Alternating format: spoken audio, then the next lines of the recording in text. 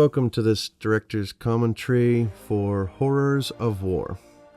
I'm Peter John Ross, co-writer, co-director, producer, and a whole list of other things on the film.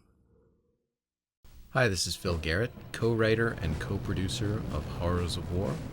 And this is John Whitney, co-director and co-writer of Horrors of War.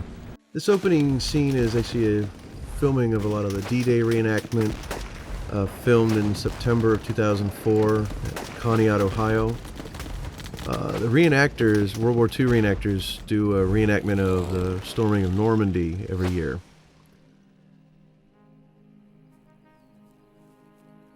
This is the first scene and the first shot of principal photography in July of 2005. These are actors, several actors that we brought in to play this. None of these are reenactors at this point.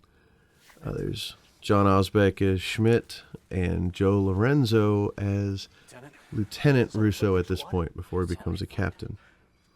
There was actually originally an action scene right there that we cut out because it just didn't work. It was, we were trying to just add action beats, and we were trying one where it just didn't feel natural, and in the way it was directed and the way it was shot, it didn't really come across. So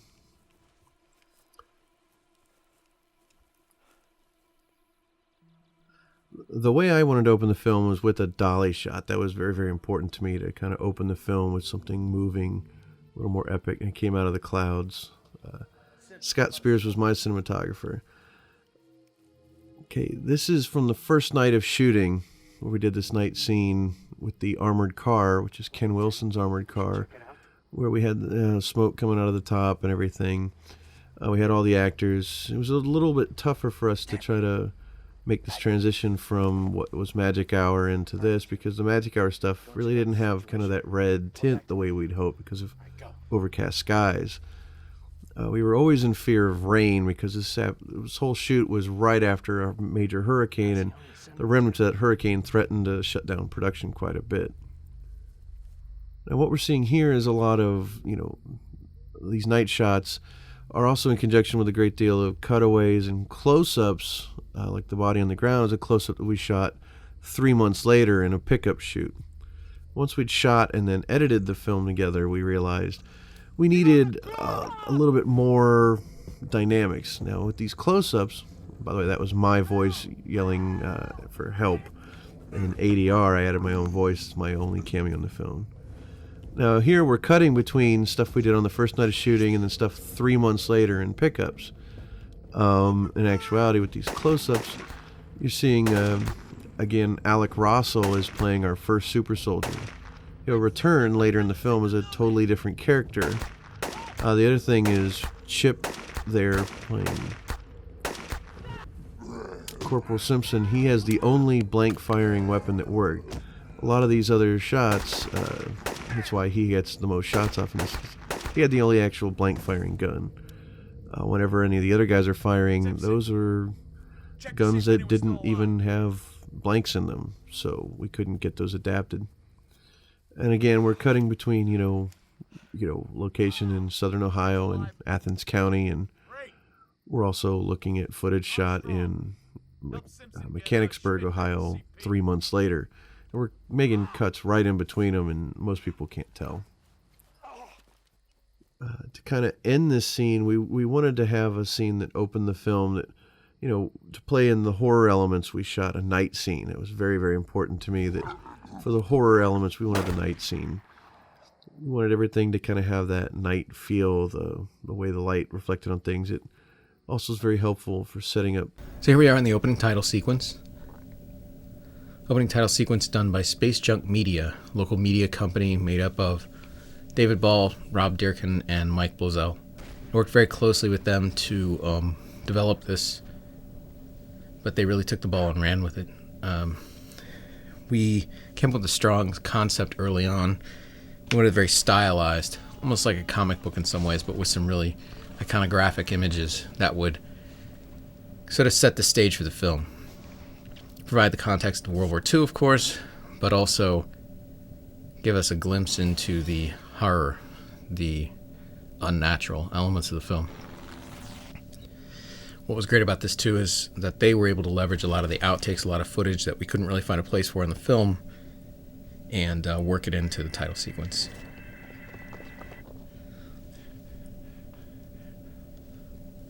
And here again, you know, very, very stylized and comic book in fashion, like the film itself. You know, a really strong, good B movie, which is what we wanted. You know, we wanted to make something that sort of spoke to those things that we grew up loving.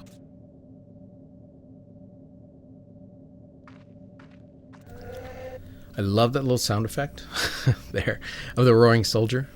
Again, some of the really nice motion graphics work here. Swastika with the fog behind it. Some of the other images that they took and just reworked and really stylized in this simple, rather than black and white, a red and white. That's a 3D treatment there on Ken's title card. And Kim Andrews, costume designer. And Sean Collins, our makeup effects artist, was extremely excited to know that and to see that it was the burning church that was on his title card.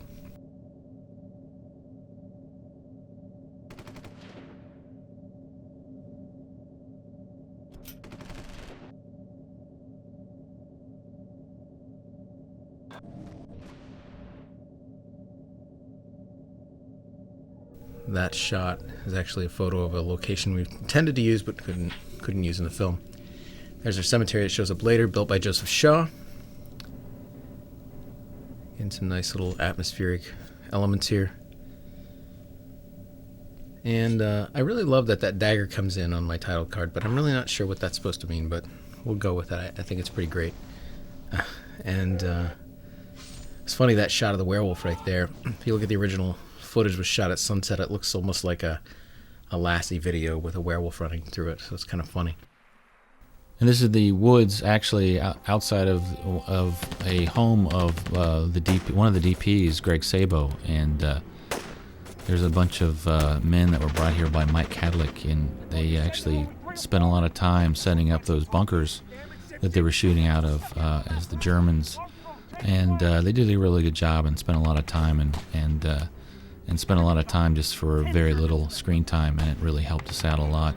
And there's Joe Lorenzo, and actually when Joe came in to read, I was very impressed by him, and as soon as he walked through the door and he started to talk, I said, you know, we have our Russo. I mean, I turned to the producers and I said, I think he's Russo. And they were like, are you sure? And I said, yeah, dude, that is him. That is Russo. And he was. I mean, when he walked out after the first read, he had the part. It was just a matter of waiting for the right moment to give it to him. And there's a nice little scene here with Chip Cosell and one of the red shirts that gets killed. And here's a moment that I kind of pride myself about that never ever worked with early versions of the script. It's a pull my finger moment. And we were having a lot of timing issues with music and things like that, and it wasn't quite working out because the music wasn't cueing correctly and nobody was laughing. And finally, when we got it right, people laughed at that moment. I try to, in all the scripts that I've written, I try to kind of infuse a little bit of humor in with moments of tension to try to kind of break it up. There goes Armstrong through the woods. And our guys. And there goes Griff. Private Griff. An homage to Sam Fuller's war films where he always had a character named Griff. We worked that in. Some nice acting here on the part of our reenactors that we enlisted to work in the film. This is Mike Cadlick as Reese, who fortunately had to pay the price here early in the film, so we feel some loss. Story-wise, it was pretty effective. A very, very cinematic death. This entire scene was really well shot by Greg Sabo. It's just beautifully put together. And again, we see what men of action these guys are, these war-hardened GIs. So Louis is going to take out a German soldier who was also actually one of our PAs named Drew Pennebaker. Doubled as a German soldier there. Nice grenade hit. Really, really well done. This whole sequence. Everybody, and I must say, everybody on the film worked extremely hard, and I'm as a producer, very, very proud of the work that they did and how everyone came together to collaborate to make this picture happen. There's Simpson being a little overzealous with his taking out of the German there. Simpson's a little bit too, he's overzealous and killing, and enough's enough. Again, Louis Cowan as Armstrong. Sort of our straight man. I mean, if there's an Audie Murphy character in the movie, I would say that he's the guy, and you'll see some of that later on, some of those action sequences.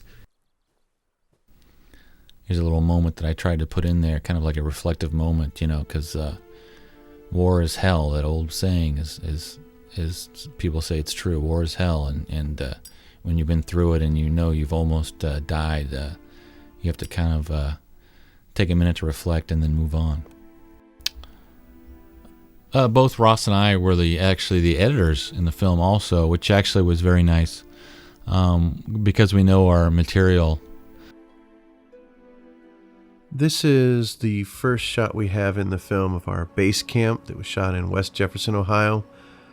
Again, we relied on reenactors who brought with them not only, their person, but uniforms, props, weapons, things like the tents, the tank, the truck. And we go from that exterior to an interior, which is actually shot in a studio at Sabo Studios. The tent interiors, we took one of those tents that you saw outside and we set it up on a stage.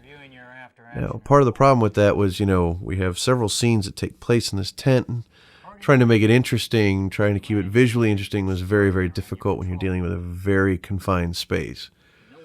One of the things we wound up doing, one of the few very kind of inventive camera ideas I had was, well, let's, instead of trying to shoot in on, one side of 4, I said, we'll open up another flap and we'll shoot from the corner, and we'll use the post as pretending it's the middle post of the tent. And we'll just bring out the dolly and we'll start shooting. And Colonel Parks is our touchstone to in the film that we keep going back to. In a sense, he's the wizard in the movie, I suppose, if you follow that sort of Joseph Campbell type logic. In this scene, John Osbeck as Schmidt is sort of being called out for the strange things that he reports. This is a down moment for him. Subtextually, what's going on here is that as the writers, of course, we knew and tried to get across that eventually that the colonel knows that Schmidt is capable of much more than he thinks he is, and putting him on this mission that he's about to go on, this that we call the Lakeo factor, part of the script, is really a test for him. The character of Sergeant Gary is played by Dan Kiley. He's another actor I'd worked with very briefly on one short film prior to this. He auditioned for someone else, and I happened to be there and saw this incredible amount of range that he brought to the audition, and he really blew me away. So, I wanted to cast him for this role of Sergeant Gary, who's a very conflicted character, had a lot to do on an emotional level. In preparation for the role, he did a lot of things, like he grew his hair out, and he had his hair styled in a very kind of 1940s doughboy look, and he was very committed to the part. John Osbeck is another actor who gets very committed to a part and will bring a lot to the table when he performs. One of the things I like about working with Osbeck, and one of the things he doesn't like about working with me, is I end up giving him very little direction because his instincts are so strong. His instincts are usually pretty spot on, and he feels under-directed because he's doing what I want, but I need to learn to tell him a little more often that I think he's doing a great job. Now, these are the CG planes that Don Drennan did. They're C-47 transport planes, and then these interiors. This entire scene was devised in post-production. This was something that was not in the screenplay at all. We put this together and as something we were thinking about doing in post. When we did commit to doing one day of pickup shooting to kind of pick up odds and ends for the whole movie, like the stuff you saw in the earlier scenes, the close-ups, we committed to doing this whole new scene. It was something that Phil Garrett really conceived of for the most part. I mean, once we saw some of the initial CG tests, we decided we really wanted to do this, but it was mostly Phil pushing for that. Now, this was my only chance to work with Greg Sabo. Was pickup days. I worked with the other cinematographer, Greg Sabo. For the most part, I worked with Scott Spears for my half of the film. John Whitney worked with Greg Sabo for his half of the film. But on the pickup day, Scott had been back to California, so I got to work with Greg Sabo for a day. It was a real joy to work. I got to work with both cinematographers on the film, and that was great for me. They both have different styles, and yet they made the movie feel very continuous. This is now, again, out in Athens County in Shade, Ohio, on that same property. For this, we're starting to see that we brought Alec Rossell in as Captain Mitchell and Sean Vealey as Sergeant Dim. For me, in the writing of this and what I wanted to do as a director was I wanted to deal with, the overall arc of the movie had become about Lieutenant Schmidt, about how in the initial scenes he was not the best leader, he didn't know how to handle it, and when he gets demoted down to this group of kind of war criminals, he's facing challenges and he's got to learn to overcome them so that his character can go through a change to the whole story. It's only interesting in terms of dramatics to see a character go through something, to have challenges and overcome them. Well, facing a detestable character like Captain Mitchell serves two purposes for me. Mitchell is there to be a foil for Schmidt, to teach him something so he can learn to grow, I guess setting an example of what not to be. And on the other hand, there's something I'm trying to do with the dynamics of a story, and that trying to create a character that's detestable that the audience will hate, that pays off later. Now, an interesting thing about this scene is you begin to see the character dynamics. Mitchell's the captain, Dim is the sergeant, and Schmidt is his lieutenant. But as we've discovered, this is a bunch of misfits and criminals, and in a lot of ways, you can read between the lines, and what we were trying to get across was that this could be considered a bit of a suicide mission. But again, the character dynamics there between Mitchell, this sort of rough, gruff, what eventually you'll see as a villainous character, and Schmidt, who is the classic lieutenant archetype. It's very, very interesting. But you also see sides being drawn. Mitchell and Dim on one side, and Gary and Schmidt on the other. This is coming up on one of the more interesting sequences. This is a bunker, and this is a property in Mansfield, Ohio. In Mansfield, we'd worked with the 352nd Infantry Reenactment Group, that were a group of German reenactors. It was very interesting that, we shot in the same location as where we did our original scene. And this is actually the exact same ravine, but, in the course of a year, or a little over a year from the time we shot the original scene to the time we shot these scenes, they had actually built this bunker and done a lot of work in preparation for the film just because they were excited about being a part of it. Now, this is the character of Private Burns. Private Burns is being played by Micah Jenkins. Micah, in actuality, was our primary boom operator on the film. He's somebody who'd worked with me on several short films doing boom, but he'd always told me he had aspirations to be an actor. When he auditioned for the role, he gave an okay read. I gave him a little bit of direction, and he left and came back about 15 minutes later and gave another read. And it was pretty spectacular. But it really was nothing compared to what he did in the film. The flashbacks you're seeing for this whole Burns thing, it was shot on Super 8 film, which is actually negative Super 8 film, Pro 8. We shot it with my Super 8 camera, and afterwards I ran it through a post effect to give it kind of an eerie quality to help play up again the horror aspects of the film. And more importantly, it's got a weird effect to it because Burns' mind is very fractured at this point. I wanted to show that his memory is very, very skewed. There was a lot of things where I drove Christine, our script supervisor, nuts because I didn't want to follow any kind of 180-degree rule whatsoever with these flashbacks. My justification for it was, with Burns, he's shell-shocked. He's been through traumatic experience with the Germans, and then he's been through another traumatic experience with this supernatural thing. His mind is warped. And so I wanted the footage to reflect that being warped. What we didn't want to do with the film was to go too graphic with the violence. We wanted the film to have that feel of a pulpy sort of B-movie, and a war film, but hearkening back to a time when we weren't over the top with the graphic violence. I think one of the beautiful things about this scene And so much of this shot in Mansfield and other places is just, again, the sheer beauty of what's naturally available here. One of the few things I have is this shot here is a very specific homage to Alien 3. It's one of the few shots I had from very early on that I wanted to make sure made it into the film. And I think it was a scene that was in Alien 3 for the trailer and everything. And I thought that shot was very important to me. You know, I originally had done a cut with no flashbacks and just relied on Micah's performance, which actually was really amazing. I cleared the set for him. And, he delivered his lines with just a couple people around with a camera in his face. Alec is doing a spectacular job as Captain Mitchell, just completely cynical and misunderstanding and not wanting to really give anything. This is actually the last scene I shot as director, because you don't shoot things in sequence. It's the very last thing I directed for the film on principal photography, and it was very emotional for me. Because the actors were doing a spectacular job, and everybody viewed it as kind of like summer camp. They didn't want it to end. And for some of them, it didn't end. They had another week to go on the shoot, where John Whitney directed. So here is where Sean Vealey kicks in and does an amazing job, bringing a lot to the table for what could have been just a two-dimensional character of, Captain Mitchell's toady.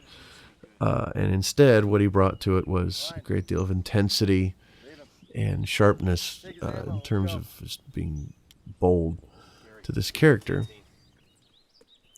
Sean had come in and auditioned, and he did a really good job.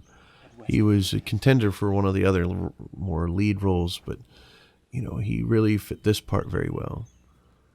Now, this is something that Dan and I had debated, was offering the canteen and then keeping it. Now, in the script, it was pretty clear that he's supposed to give it to him.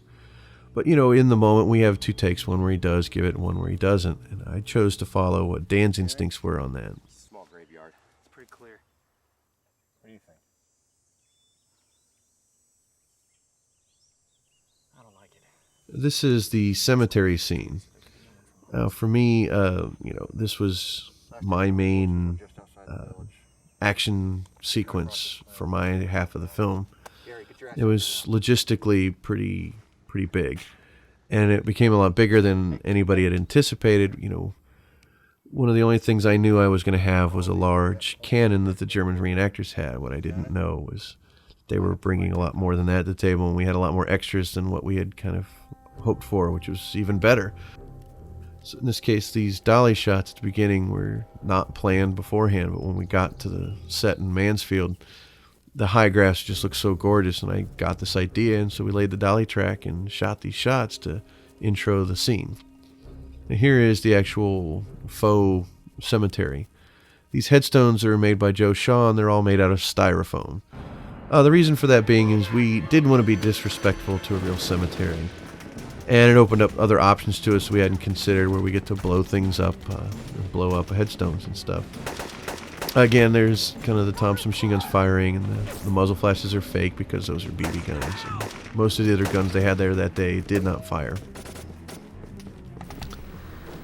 And interesting how another behind-the-scenes piece that we did on storyboarding. This scene was very thoroughly storyboarded by a gentleman named Mike Bruinsma, working with Ross, the director of this sequence. And when you watch that piece and compare storyboards to how this was executed, you'll see just how well it worked out for us and how smart it was to storyboard. This kind of battle scene becomes very, very frenetic, and it's very easy to lose control of where things are supposed to be. So logistically, I wanted to make sure this looked like,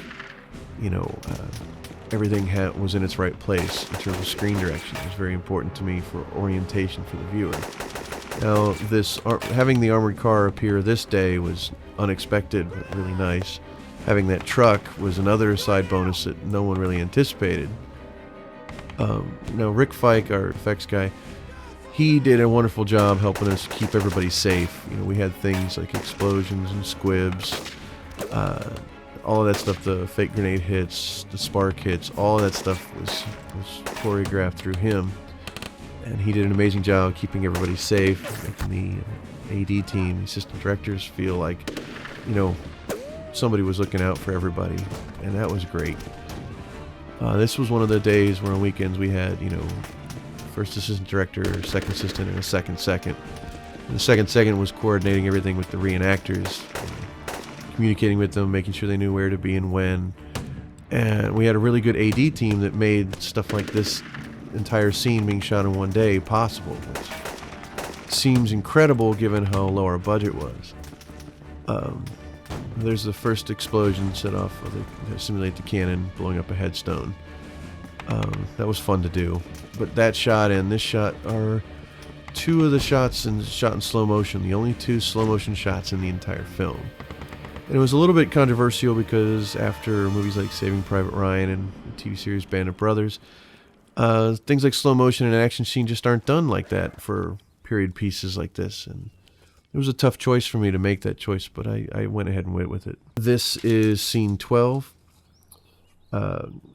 Everything shot in one direction is shot on one day, and everything shot the other direction was shot 8 days later. We got rained out. The only day where weather actually stopped shooting was right after we got done shooting everything facing the armored car. Now, we only had one take of that armored car before we got rained out, and then everything at the direction looking at the GIs was shot 8 days later. Everything fairly matched because, strangely, the weather played in our favor. But I was really heartbroken because it was the only day where I didn't make my day, where I didn't get all my shots before we had to leave. So it was very depressing for me to have to go back and pick up the rest of a scene. What you'll see, though, is, you know, as a story point is, and of course these guys spell it out for you, is why aren't the Germans attacking? Why aren't the Germans coming after them? And it'll sort of be alluded to here in a moment. I think the Germans know a little bit more about this whole werewolf situation or bioweapons situation, which is you know, what we're trying to get across without coming out slapping in the face with it, is that these werewolves are related to these bio experiments that Scholter and the Nazis are doing. And there was a clip there where Alec, when he's in the trench and getting out, had what I consider to be the best delivery he does in the whole movie. When he says it doesn't make any sense at all. He's in character, and it's very natural, and he's very real at that moment, and I thought that was a really amazing scene. And luckily for us, after the rain, we were able to get a lot of these sunset shots, and the mist and the fog just really worked for us incredibly well. This is another scene that we did that was not in the original script, but when we needed to expand the script and fill in some holes left to kind of make an accordion and fill it out, this was one of the ideas I had to do kind of a mysterious scene and kind of eerie, and one of the things that was important to me was to have it kind of foggy, like there's a mist that follows this kind of mysticism. The eeriness has almost a tangible effect of being smoky. We achieved this effect. Originally, we had moved the giant generator and the professional-grade smoke machine. And after we got all that stuff moved around for this, we found that the 75-cent smoke bombs did a far more effective job of filling that valley with smoke and looking really good on film. And again, it was all scripted and all of that, but what Ross did in these scenes as director was to really take advantage of what was happening with the weather and the natural surroundings and worked with the DP to really capture and sell the idea, the setting for this film, World War II. Scott and I ran out after the rain and shot a whole series of just kind of walking shots with that mist and the sunset, and it was just gorgeous.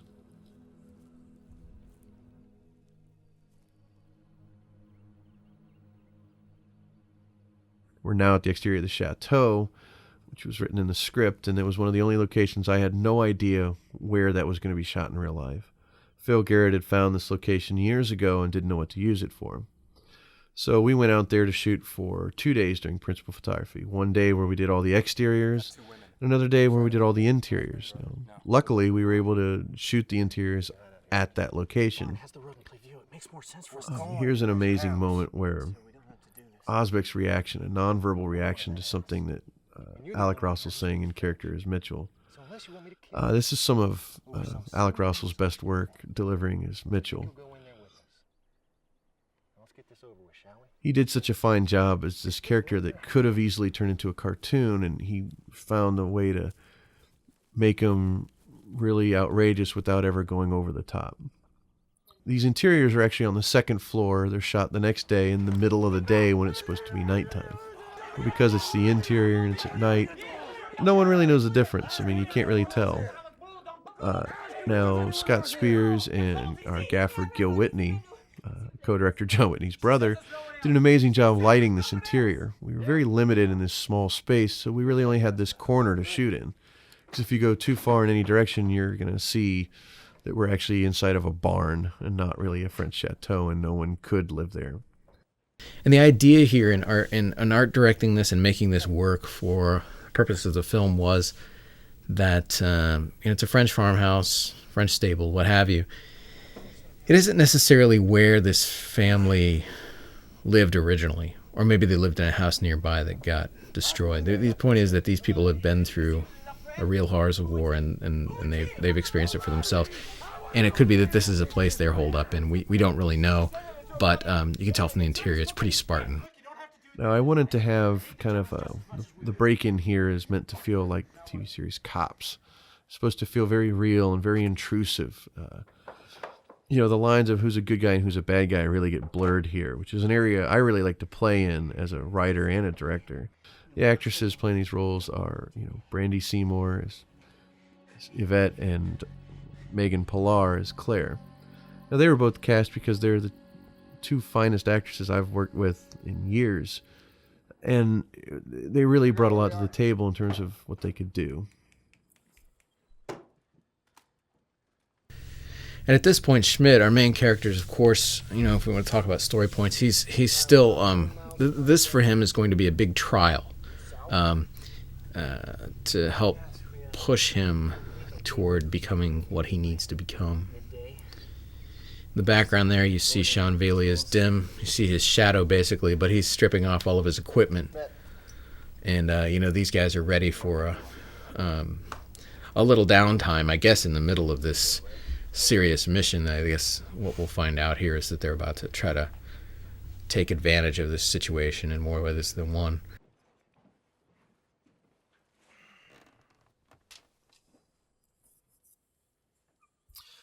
Alec improvises the wave to the girls. I'd actually already yelled cut, but he threw that in, and he only did it on one take. And I just thought that was great. I thought that what a great choice for that character. Alec is another one of those actors, like a lot of these actors we cast in these roles, they took the part very seriously. They brought a lot to the table with them. They brought a lot of improvisation and backstory. This is the first of the Gary dream sequences. It's actually something that was not ever in the script. It was something we came up with when we realized in the middle of the shoot we were running out of, we didn't have enough screen time. One of the ideas I had is I had enough Super 8 film left that I said to Dan, I think Gary's going to have a dream sequence. So it was actually originally cut much longer, but we wound up cutting it in half and putting half here and the other half that I had shot and directed and even edited, we had cut that and put it later in the film too.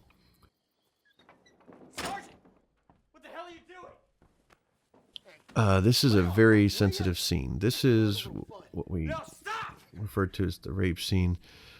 For me, as both a writer and a director, I really detest cliches.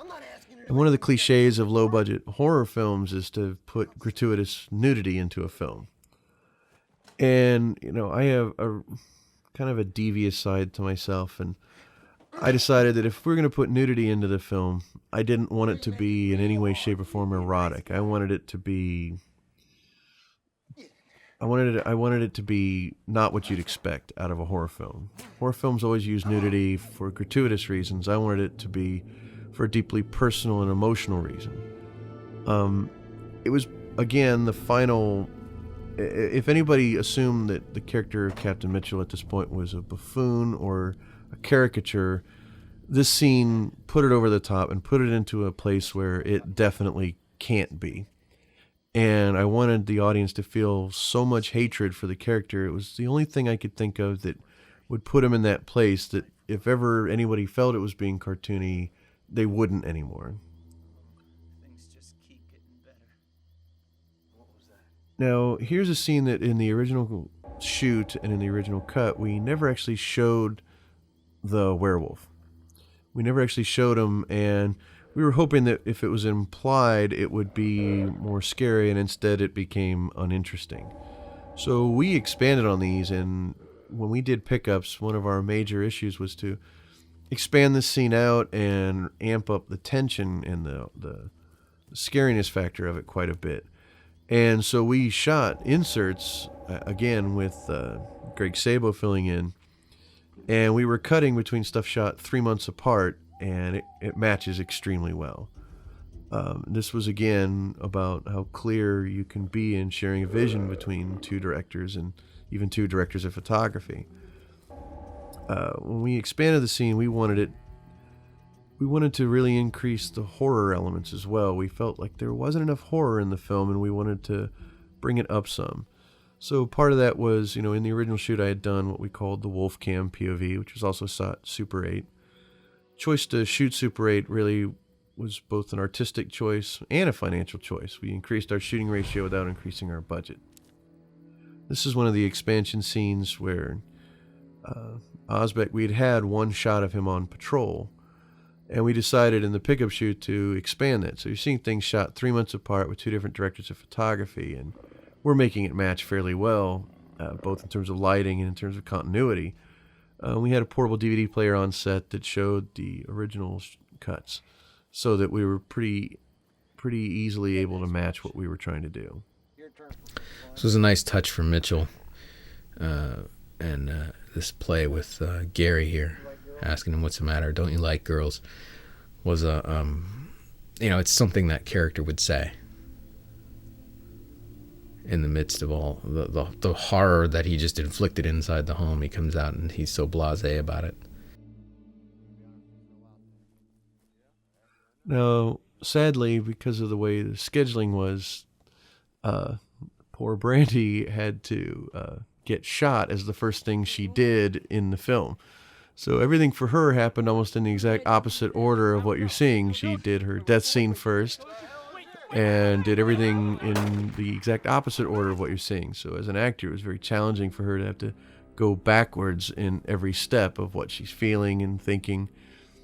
And of course, my favorite part of this was when she gets shot. She had one very important set of instructions from the weapons handler, which was, this is a very precious Russian pistol. And he had one thing, he made her promise: whatever you do, don't drop it. He had it borrowed from a friend. It was very valuable. First take, she's gotten a bunch of direction, flung it in the air. And, nobody beat her up more than she beat herself up, and almost enough to match that makeup. Now, this is probably my most precious scene in the film for myself. This scene had no enhanced lighting in any way. There wasn't even a bounce card in the room. This was all natural light from putting that stuff up. It was a little bit risky to do a scene entirely in French, especially with two actors who don't speak French. I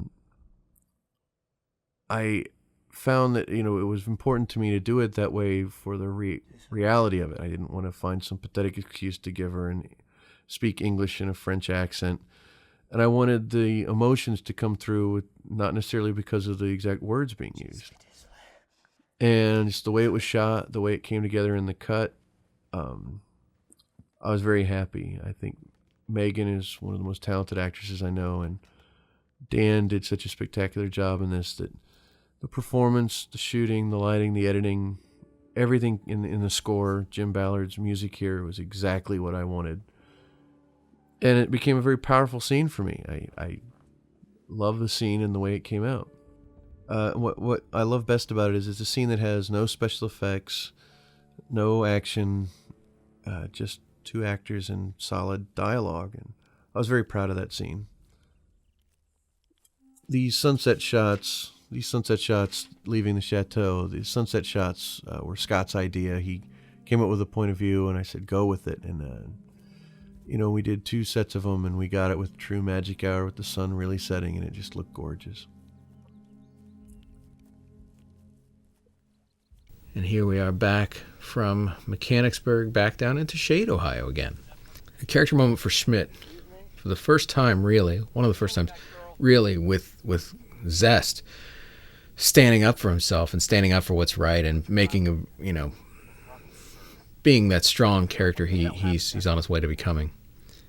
Standing up to Mitchell. These guys really played well off of each other, and of course the direction is great. Just enough to give these guys what they need as actors, but also let them work within the scene together. Oh, you really think you're gonna make it back, huh? You know, story-wise, we set it to be 2 against 2. You know, Captain Mitchell and Sergeant Dim versus Lieutenant Schmidt and Sergeant Gary, and it was very important to have that balancing factor. A lot of people wanted me to cut one of the actors out for budget reasons, but to me it made sense to always have it be, at this point in the story, 2 against 2. Now, this is an improvisation that Sean Vealey did. I used only a fraction of it for the film because, you know, at this moment we really needed to get to it. But his improv was very solid and very good. And I have the longer version of it that I might put on the DVD. That's why I went to jail.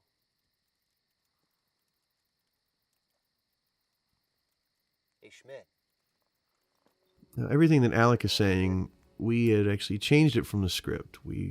During rehearsal, we wrote this together. It's something we actually wrote down in the script in a separate rehearsal with just me, him, and also Dan Kiley was there, and we worked on his stuff for later in the scene. We wrote this together, and we actually withheld it from the other actors so it would be kind of new and fresh to them on the first take. And I feel that, you know, what he brought to the table with this and some of the depth that he brought to the character, taking one line of dialogue and finding about, you know, 2 pages of depth in it for himself or just backstory, really helped ground this character that could have easily been a comedic thing, and really grounded it in a certain reality. And at this point, you know, Sergeant Gary. this was the only night of shooting where I had started to kind of go overboard, and I started overshooting on film, trying to get more than what was even needed. And I felt really bad about it, and I beat myself up over it and tried to keep our shooting ratio down because we were on such a low budget. Now again, for Dan Kiley playing Sergeant Gary, we wrote his monologue together as well in rehearsal.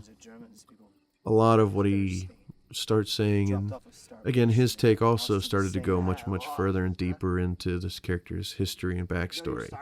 A lot of which Dan really had made up, but then we wrote out how to say it bits together in rehearsals. And for myself, I really like to give actors that opportunity to really contribute. I really don't want to close off that creativity. The director-actor relationship is very, very important to me. And I like the idea of, you know, pulling the rug from underneath people. As soon as he was about to get into a story, that's when you pull the rug out. Now, again, there was more dialogue there, but producer Sean Reed really, you know, brought me to my senses by saying, you know, if they just witness that, they're not going to talk about it. They're just going to go. And in the edit, I really think he was right. What was it? We gotta find some water fast. Why? I think I know why it's happening. Now, part of what I was doing as a director, feeling the need to kind of manipulate the audience, was I had really pushed hard to make the audience hate Captain Mitchell so that it would all pay off in this moment. He's been so arrogant this whole time, and so when he pulls the trigger, I wanted the audience to cheer for his death. And at my first screening of the film, when they did cheer, I felt very vindicated. I loved the fact that I had made them successfully hate the guy enough that it was a cheering moment. It was an audience moment, and that made me feel good.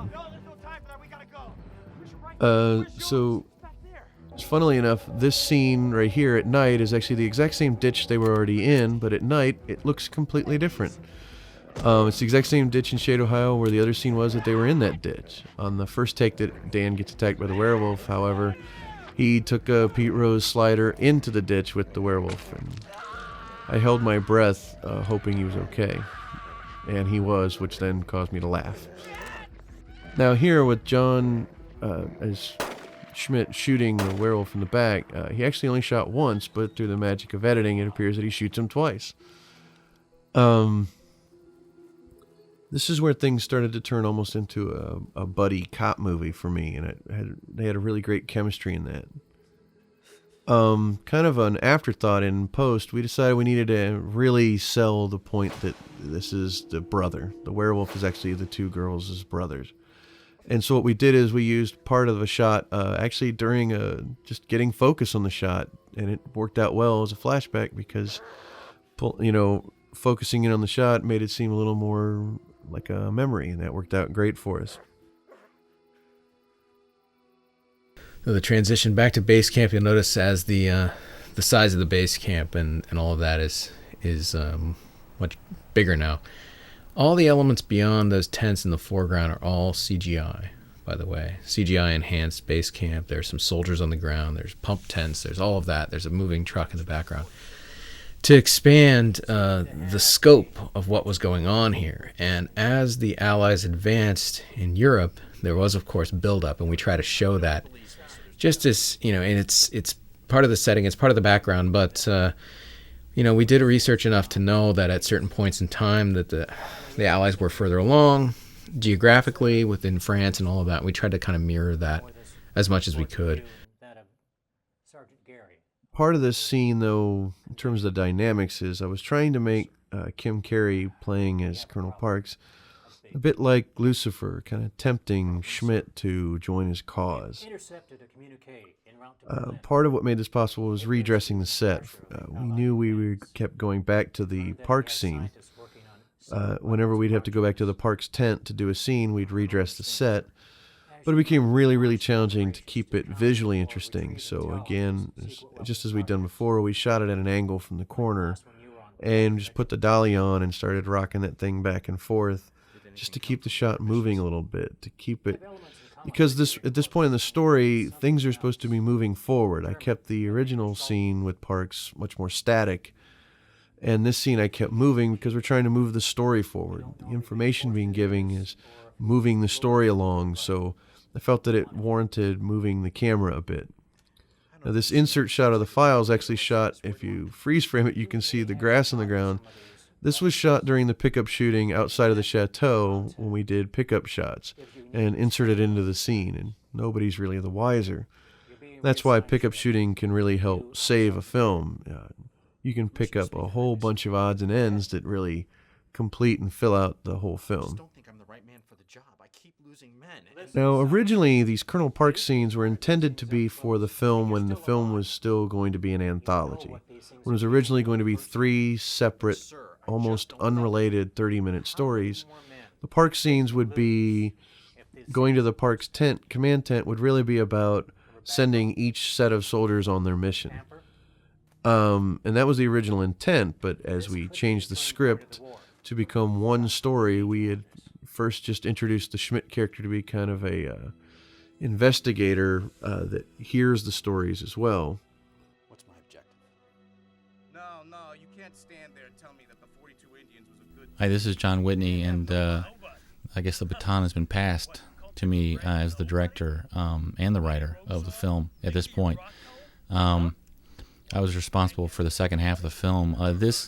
This scene actually was shot in a country road, an access road between 2 soybean fields, and a very long lens shot. We used a 500mm lens. Actually, it was a 25 to 250 with a 2x on it. Made it very difficult for AC, Aaron Smith, to pull focus, but he did a good job. You see our Stuart tank there in the background, very cool. The owner was nice enough to allow us to rent it from him, and we were able to use a real World War II vintage tank. The scene was actually, pretty ambitious to do.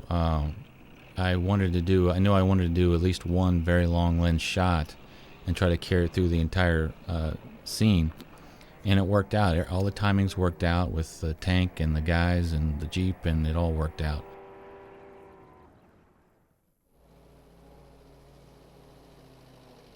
That's a nice shot with nice movement, and good use of space and depth in the shot. Captain Russo to see Colonel Parks. He's right inside, sir. Thank you, Private. In this scene right here, I wanted to approach with using the actors within the frame, compositionally actually using the frame as much as I could. Colonel Parks, are you sure you got the right? Actually, Kim Carey is up on an apple box. He's about 1.5 feet off the ground and leaning into the shot in order for us to get the angle that I wanted to be able to rack right to Osbeck. We needed to do that. That was one of the shots I wanted to get. I knew that shot. I wanted to get that shot. No, sir. Good. And let's get down. Reflected on things. It also is very helpful for setting up kind of the eeriness. And the point of the scene here is, of course, to put these guys together. Schmidt, now being in the OSS and more on the intelligence side, has to go back out into battle, or has to go back out in the field on a special mission. But Russo and his team have proven themselves in battle to such a degree that Parks has pegged them for the job. The way I got involved with this project was I had actually heard rumors of this World War II horror sci-fi movie that was going to happen, anthology. And this film actually started as an anthology. There was 3 stories, and I called Ross up and I said, hey, I hear you doing an anthology, and I'm really interested in World War II and sci-fi and horror. And is there any openings? And luckily he said yes, there is an opening. They were looking for another director. Ross had actually written the original draft of Osiris Rising, which is the second half of the film. And Scott Spears, the DP, one of the DPs, was going to direct the werewolf story.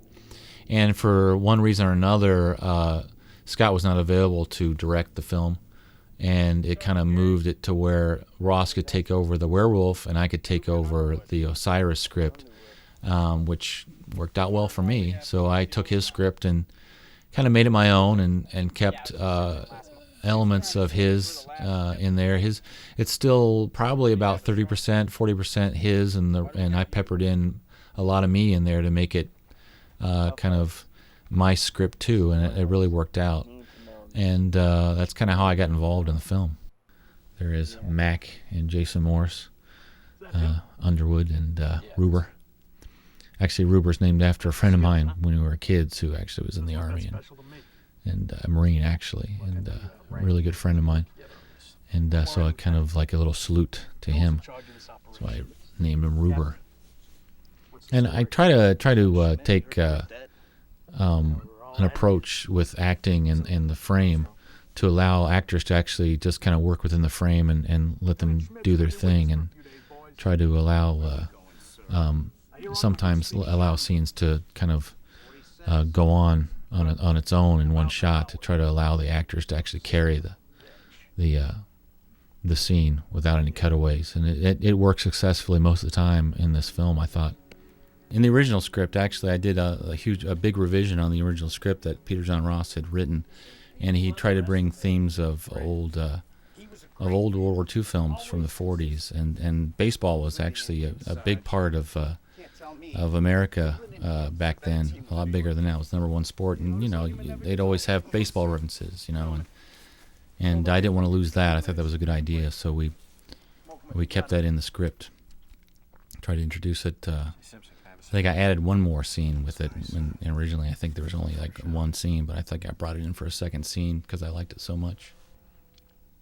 Of course, coming up in this next scene is a character who we call kind of the pitiful Nazi, and what had happened is that the day before we were going to shoot this scene, I had found out that there was a snafu in casting, and the guy that I wanted to play the pitiful soldier was not available, and so we had to kind of scramble. Joe Lorenzo actually knew an actor. His name was Tom Cardinal, and he made a few phone calls, and Tom was available, and luckily we were able to bring in an actor at the last minute to cover this character, and he'll be coming out of the woods here in a second. He did a really good job, considering that he didn't see the material until the morning of the shoot, and he had basically a half a day to prepare for the scene, and I really appreciate him coming down and you know, he's a working actor. I'm sure he's not going to turn down any paid jobs, and it really worked out for everybody. But one of the things I want you to take note of here is the camera work and, again, lighting. And again, we were very, very lucky with the settings we had and the natural light. And the time of day we shot this was near sundown, a couple hours before sundown. Look at the play of light, both on the soldiers, because they're facing the sun, and the play of light behind the pitiful German and the super soldier. It really, really sells that this is all happening in real time. We still had a major scene that we had to open up, and so everybody was under the gun, and we were able to pull off this scene. And I always like the comment of the biggest German that I've ever seen, even though he's not really the biggest German, in the movie. That was kind of funny. But good acting all around. Everybody was a trooper on this last day, because we had a lot to get into, a lot to get in this last day. A lot of material and not a lot of time. So the crew and the actors all did a great job. We're about to transition into this. This is a nice transition shot, also done in Logan. Going into more scenes shot in Shade, Ohio.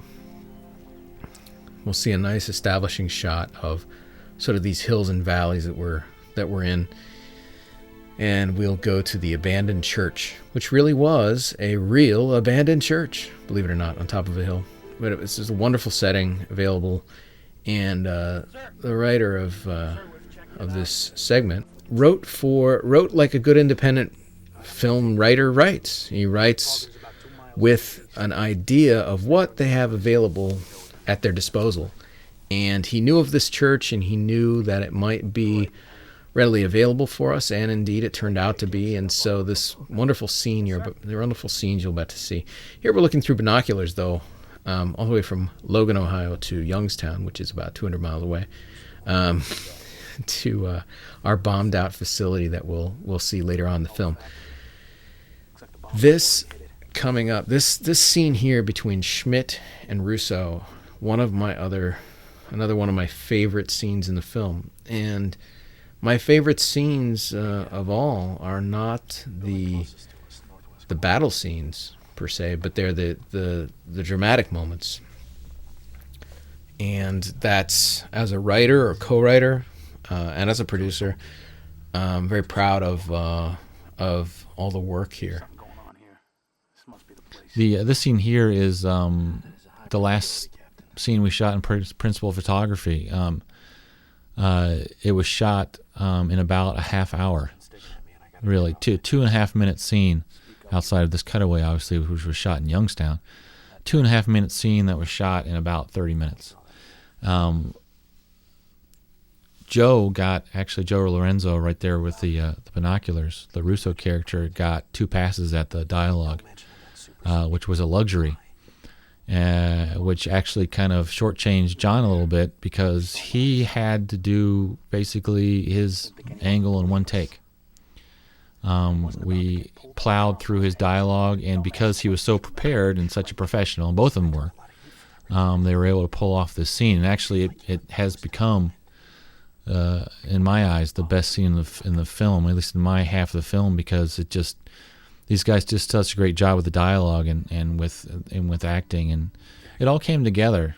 It was like lightning in a bottle, and I don't think we could have recreated this in a full day. They were tired. It came through. It worked with the characters. Everything came together at this point. And even in editing, when I cut this thing together, it literally cut together like nothing. It was so easy to cut this scene together because the material was there. And it literally took me 20 minutes to cut this scene. And, half hour. It didn't take me long at all. And I only went through one cut in the scene. I cut it once and I didn't touch it. I let it go. I walked away from the scene because I didn't think I could improve on it in the edit room, because they did such a great job. And and everything just kind of just fell together.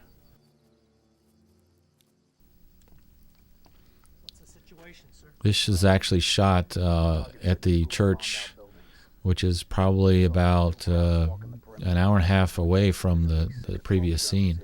Then that's what happens in independent films. You have to travel a little bit to get the locations that you want. The luxury of everything in one area is not there most of the time. You have to go around and find these things and make things work.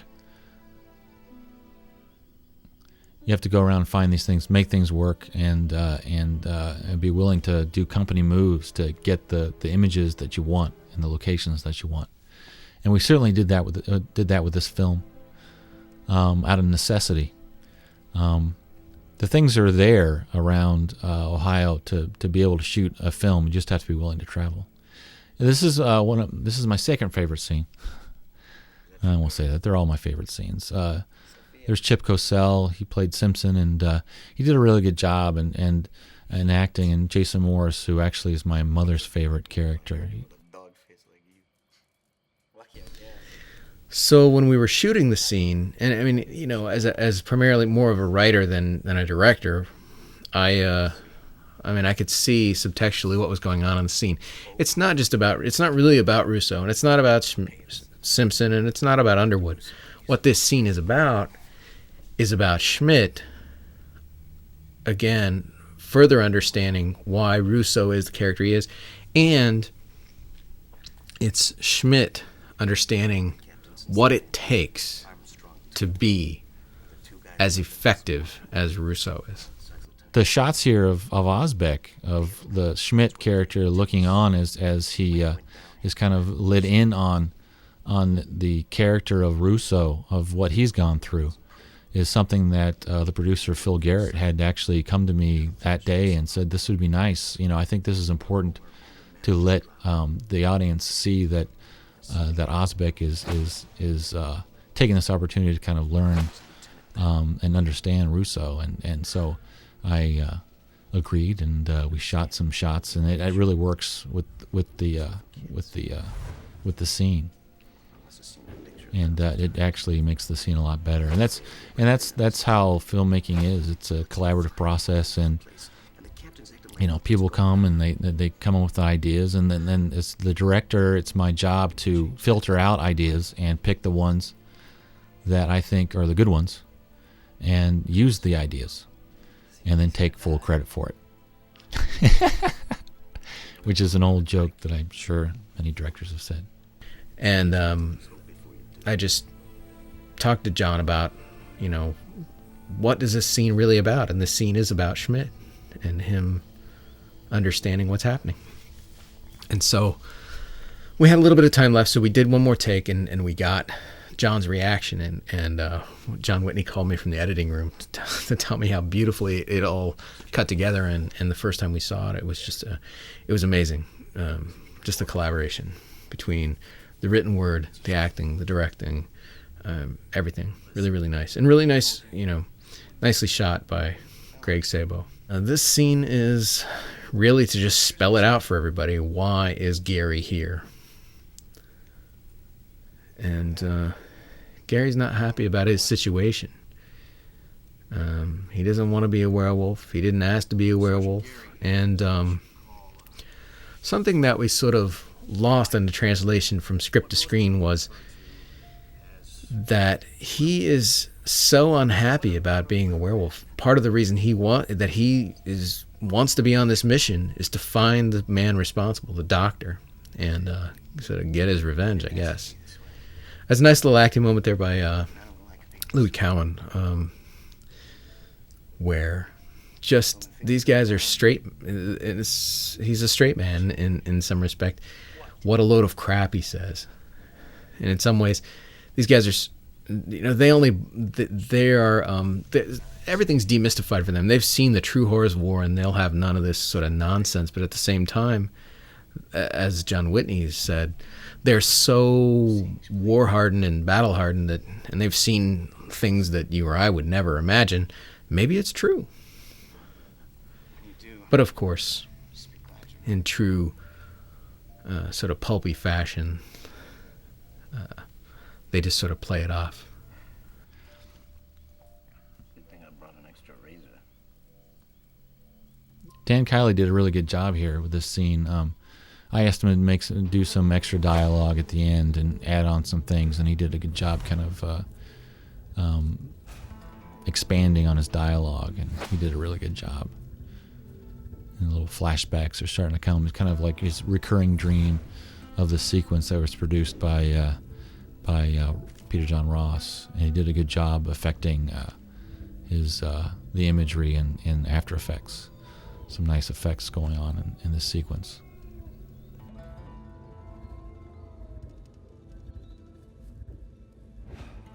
It's a nice little acting moment here with Mac as Ruber, the drinker. In this little scene coming up here, John wrote this scene of Gary coming out of the woods naked the morning after, and the idea was, of course, that he was off running around the woods at night. And we read the scene, we all thought it was funny, but there were a lot of other things we joked about doing with it. Maybe he had chicken feathers stuck to his face, all that whole thing. But what really sells this scene and the way we covered it, we had intended other angles on it, and we ran out of time that day. But with the way it's covered, the little music cue there from Jim Ballard just really helps sell that little comedic moment. Get out of here. Got a light, Schmidt? So here we are in Youngstown. Now, originally, from here on in the film, was originally supposed to be taking place in a secret lab, which was supposed to be in a subterranean environment, tunnels and catacombs and all of this kind of stuff. And we had great locations in Springfield, Ohio, but they were unavailable to us at the last minute, which caused us to make a huge, massive, last-minute company move all the way to Youngstown, Ohio. So we got this location probably about a day before we shot. We actually traveled up to Youngstown without the location. We were down to this location and an old hospital, and we scouted this location, and I said, "This is it. We're shooting here." There's so many possibilities, and we were all in agreement, and there we were shooting a movie. A very difficult situation. Actually, in one of these takes right here with the dolly and the glass on their feet, John Osbeck had fallen and basically took a nosedive right into the rubble and scraped him up a little bit. But he was a trooper. He got up and we finished the day. And that's kind of what happens. There's a little bit of danger involved with locations like this because you don't know what actually you're dealing with. Even though you try to be as careful as possible, there are little things that you just can't control. There's a nice sequence here, and this actually from here all the way to the reveal of another super soldier was shot in one day, which is a lot. It became 57 setups. And again, great special effects by Rick Fike. Whether it's the bullet hits or it's some of the upcoming action here, he just did a wonderful job. And this grenade that's about to go off is just it's another example. In fact, it's captured really well on film here, but it was even much bigger than you can see there, than what showed up on the actual frames. This scene right here actually was an add-on because of the location, because the location was completely different from the original script. The original script was actually more of a farmhouse or just a small, tiny little shell of a building in the middle of on the edge of a field. We had decided that we needed to use as much of this area as possible. So we kind of made up this, this scene here. I wanted to do a cool guy moment for the Armstrong character, and I kind of thought, what we could do. And I said, well, we have a little siege where they're kind of being pinned down, and he sneaks up behind the Germans and kills them. So we try to do a little cool guy moment here for Armstrong, and it worked out. We had to use the location because it just was such a great location. It looked really bombed out, and there's no way we could have reproduced this in Hollywood. We could have if somebody gave us about $10 million. But being an independent film, we don't have that kind of money, and we have to adapt to our location. Right there, that's Scott Purdom, and he is our super soldier, and one of our super soldiers, and actually he's my favorite super soldier. There's a nice head hit there with the blood spraying behind, a nice CG effect. The reason why he's my favorite, he kind of reminds me of the people in Beneath the Planet of the Apes, when they take off their mask and they're paying homage to their god, which is actually a nuclear device. They kind of look like those people. That's kind of why it's my favorite. And of course, this Ozbek's really cool on here. Time to find Daddy. And this shot right here is like totally unrehearsed. I was like, okay, now walk out of frame. And they're walking. And I'm like, keep going. And then all of a sudden, Chip stops. What's he doing? Keep going, Chip. And he always has a way of finding the lens. I don't know what it is with him. One thing I forgot to mention for all you independent filmmakers out there is a couple of issues, especially which was very made us feel better in working in such a obviously look at that, you'll see it's I wouldn't exactly call it the safest location in the world. Is two things to consider. One, production insurance, very, very important. If we didn't have production insurance, the city of Youngstown would not have let us use this location. So I just want to say, make sure that you cover yourself, and production insurance, which is not all that expensive, is absolutely worth every penny that you pay for it. It also helped us with our equipment deal and getting our cameras and lighting and grip equipment. We had to have that insurance to bond us in case anything went wrong. Also, workers' compensation. While these people are, all the cast and crew are short-term employees of ours, we did have a couple of hospital runs with things like poison ivy and pulled muscle and things like that, and workers' compensation was very important in terms of getting those people taken care of with hospital bills and all that good stuff. So this large piece of concrete that's behind them right now was actually just kind of hanging on a rebarb. Had fallen and had basically, it looked like a book that had draped over the side of a table, and if you pushed on it, it would move. And so you can't art direct that. I mean, a set like this would have cost us, if you had to build a set like this, it would have cost us millions and millions of dollars. Hey, you see that? Yeah, I see it. There's a light coming from that room. And some great work by Ken Wilson in dressing up Schulter's lab. And Ken and I worked closely together to sort of art direct this lab. And between Ken and Joseph Shaw, again, our French werewolf and our makeup effects assistant, they did a great job of getting this room all set. Of course, we used equipment available there to build a lot of what you see there. And that's, of course, yours truly on the table, being jabbed by Armstrong as the dead super soldier prototype. In any case, lab equipment, all of this, we put it all together, and it worked out really well, I think.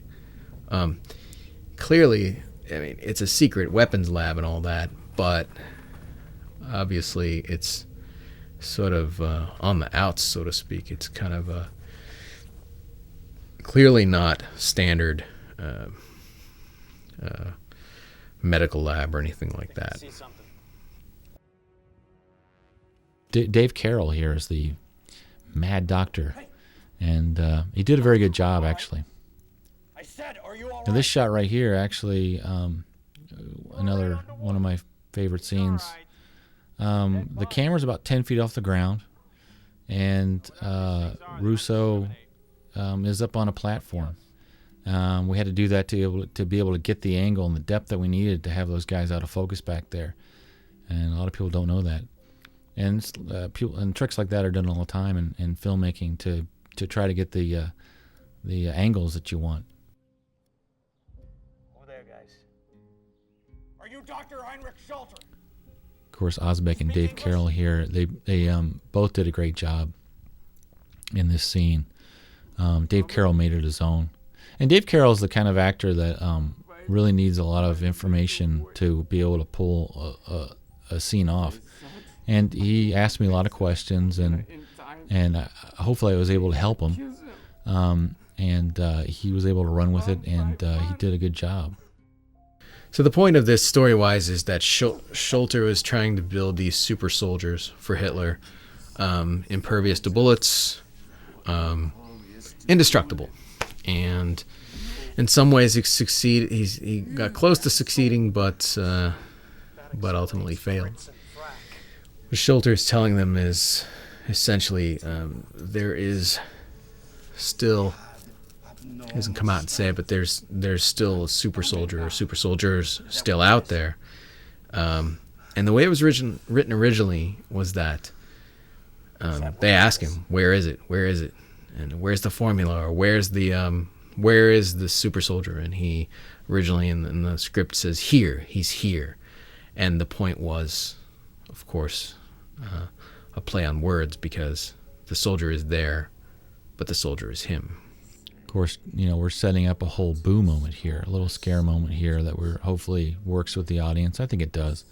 Kind of setting up, there's another out there, and we're not he's not letting on that it's actually him, but he's kind of making a little bit of tension here of basically what's behind the curtain, what's around the corner, getting prepared for what they think is possibly something they will not be able to, another super soldier. But of course, it's just a dead body.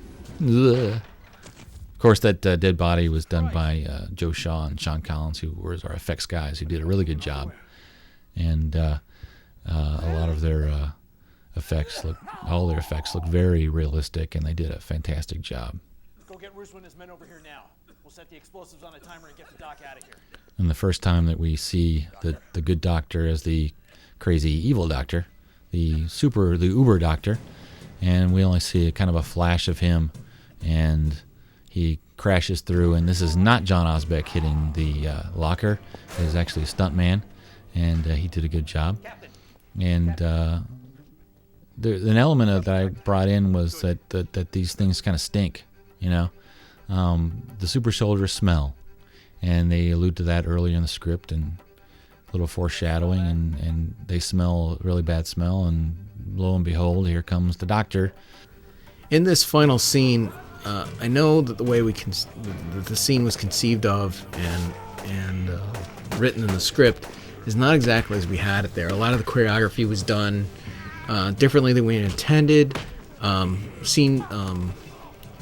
It's just different than again what we conceived of, and John really did a great job of working on the fly to make the scene happen. It was really fun to shoot because once you get the two guys in creature makeup fighting each other, I mean, in the end, and we weren't thinking about this at the time, but essentially it's Frankenstein versus the werewolf, which is, if you're a fan of these genre pictures, how great is that?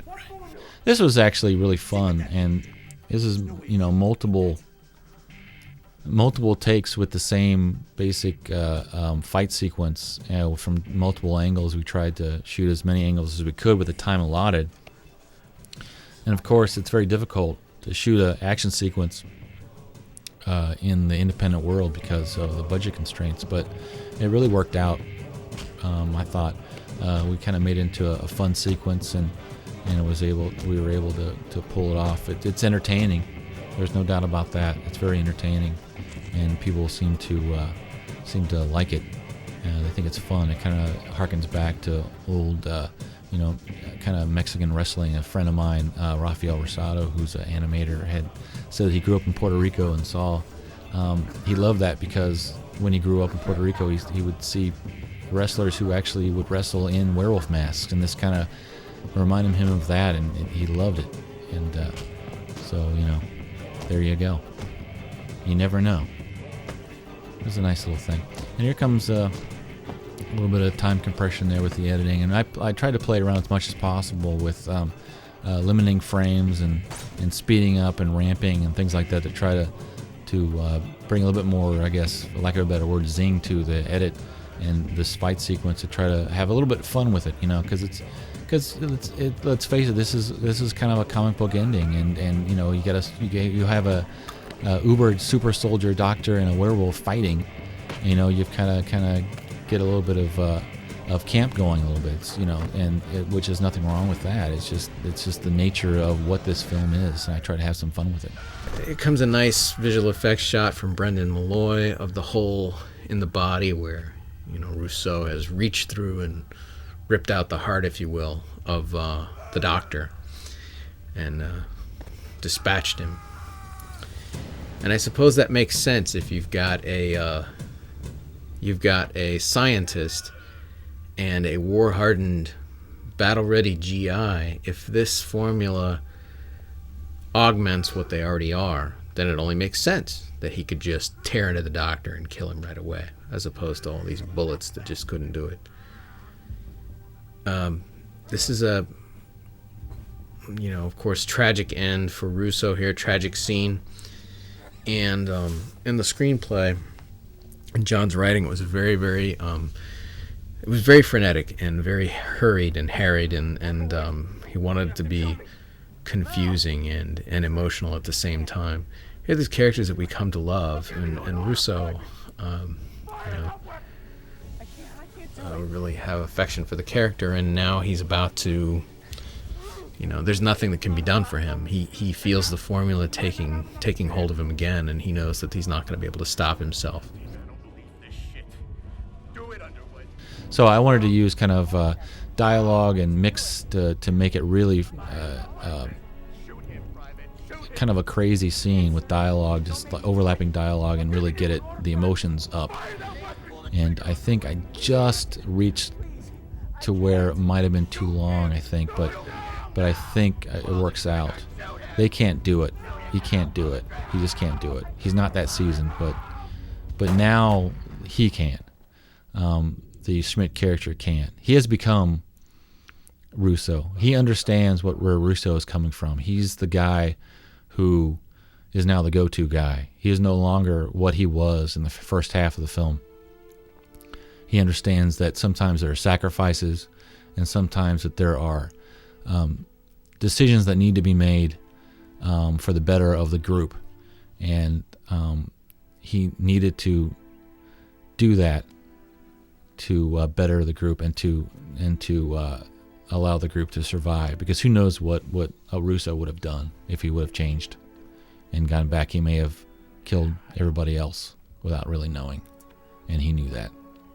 And now Schmidt is changed, and he's allowed to, and he's ready for the rest of the duration of the war, and whatever situation he's put into, he's ready to deal with it. This is the final Park scene that all of the Colonel Park scenes were shot back to back. I had directed this scene as a cap to the end of the movie. This scene was really about finishing the arc, the story arc for Lieutenant Schmidt, and for me it was important to do the pull out and even do the tent flap. That was actually written in the script, and to actually see it pulled off was, to me, a great way to kind of either end the film or just kind of end that thread of the story.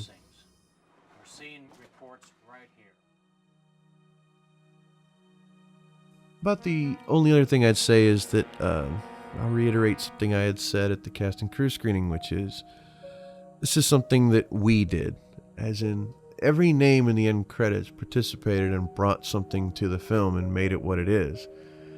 It's been drilled into me for years that filmmaking is a collaborative process, and I believe that very thoroughly. I believe that every single name in the end credits deserves to be there. I believe that we would not have had a film if everybody involved didn't, really throw down for us and really make this movie what it is. I really think that a film by credit is something I don't particularly like, but because I feel like you should say a film by and then run the end credits. A lot of people put in, to varying degrees. I mean, there were some people that worked for a half a day once, and I feel that their name deserves to be in the end credits. I think that film being a collaborative process, I think that every little minor piece contributes to the whole and shapes it into what it is. And I think that this film is, without a doubt, it's an amazing feat of low-budget filmmaking, of pulling off something really ambitious with very little money, very little time.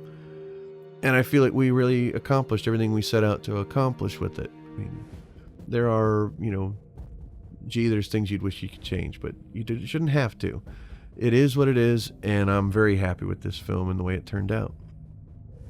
As the credits are rolling, I just want to say that it was a privilege to work with Phil Garrett and Peter John Ross and Sean and the other producers and Tony Kanda, and I thought it really worked out well. We worked good as a team.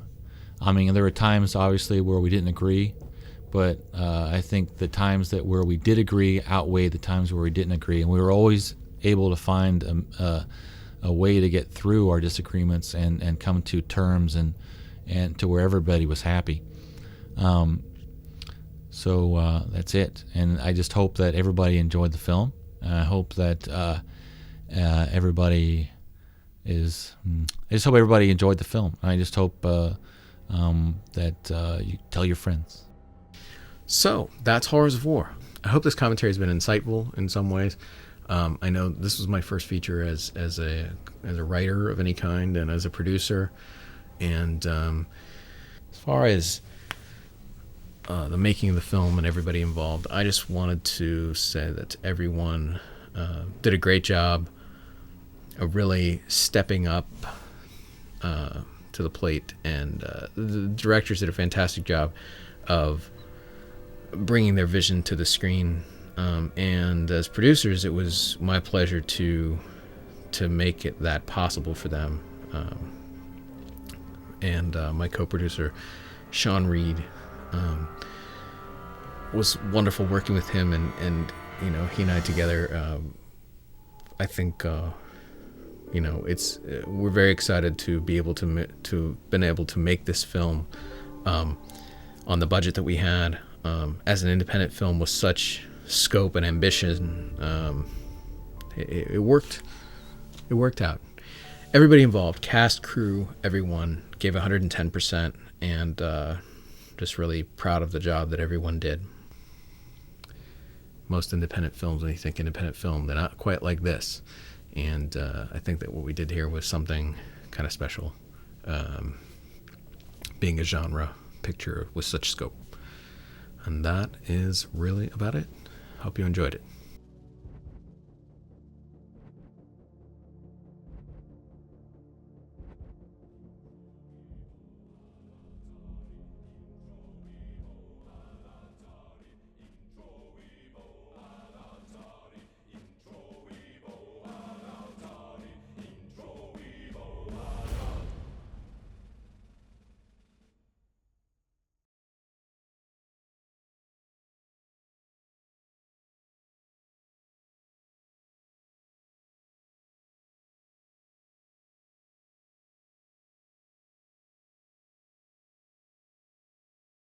This is the original scene shot on April 24th, 2004. This scene was never intended to actually be a part of the film itself. It was meant to solely be like a teaser for the film, like a sales tool to show that we could do more than just make a trailer. And this is what we shot. And a lot of people actually donated their time and energies and film stock and equipment for this day. And we actually, it was just a bunch of people getting together and having fun and trying to get something done with a purpose. One of the more amusing things is we actually only had 2 Allied uniforms. What you're seeing there, Jason Morse, was shot like 4 hours later because he was wearing the top with no pants, and the guy in the background there was wearing the pants and no top because Jason was wearing it. All kinds of basic cinematic tricks to make this scene work. Even then we were using digital to replicate soldiers and expand the horizon. A lot of these shots right here, Jason Morris, were actually shot by, they were directed by John Oswick. At one point, we had 3 units running that day. To be able to make all of this action scene and everything that happens in one day, we broke off into 3 units. John Whitney directed 1 unit, I directed another, and at one point, John Oswick went off right here and directed this stuff with Jason Morris. With all different formats, 16, 35, and Super 8. Yeah, we shot some Super 8. It's very sporadically used, but we did mix 35 mil. We shot a lot of 35 millimeter with 2 cameras, 16 millimeter, regular 16 on a CP16. We were experimenting with different formats for this. We were trying to figure out exactly what we wanted to do, both in terms of for the budget and also, to figure out what we wanted to do on the feature. And I just want to mention that Bill Bavetta actually donated his camera time and some film stock for this day. I want to get a shout out to him. Yeah, Bill Pavetta was very generous and gave us the 35 mil stock and brought his BL camera out and shot for us, and it was really amazing. This is also shot in Mansfield, Ohio, with the 352nd Infantry Reenactment Group. They came out and did the German reenactors. They were just really great. There's Preacher, is the name of the Allied reenactor who provided us with our only Allied reenactment gear that day. We used this scene to pre-sell the territories. A lot of countries bought the movie sight unseen based only on this scene. Which worked out well for us. We were able to use that money to actually go toward the production of the film. And that was our goal, and it worked effectively. This is the original Super Soldier makeup by Troy Smith. It's more of just a red face paint with veins on it, which was, surprisingly, a lot of people really liked this Super Soldier look. That we wound up going a different direction on the actual full-length feature.